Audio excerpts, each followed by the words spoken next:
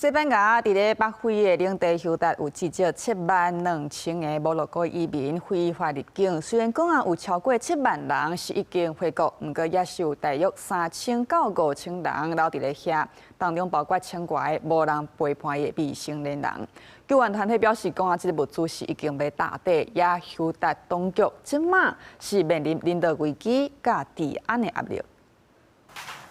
為政府組織的人員甲整理好的物資送去咧車頂，準備送去臨時安置的地點，分散予留佇遮的摩洛哥的移民。佇警方維持特殊之下，移民是照排隊來領食米含水。7萬外的摩洛哥的移民佇頂禮拜是一個弄入去西班牙佇咧北非的領地休達，就算有7萬人佇西班牙和摩洛哥的合作之下，已經轉去因的國家，但嘛是有3000到5000人留佇咧當地。遮清大交通攏要靠救援組織甲因鬥3工，短短一禮拜物資用一大堆，救援組織講因特別擋袂掉啊。Se necesita prácticamente de todo, los recursos se van acabando y se necesita pues de todo, de leche, de bollería, de pan y sobre todo eso, de comida que podamos cocinar, porque nos es más fácil cocinar 20, 30 ollas que preparar bolsas de avituallamiento。人數真濟，滯留移民無法度得到真好的安置，這會當住佇海山堡也是家仔路頂懸。真濟人攏希望去西班牙本土，也是其他的歐洲國家開始新的生活，無願意閣轉去摩洛哥。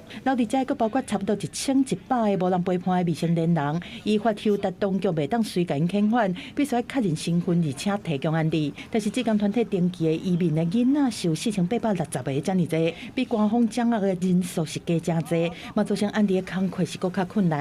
Porque los centros de acogida de migrantes, adultos y menores se encuentran en situación de colapso, con lo que la avalancha ha derivado en una emergencia humanitaria de enorme envergadura,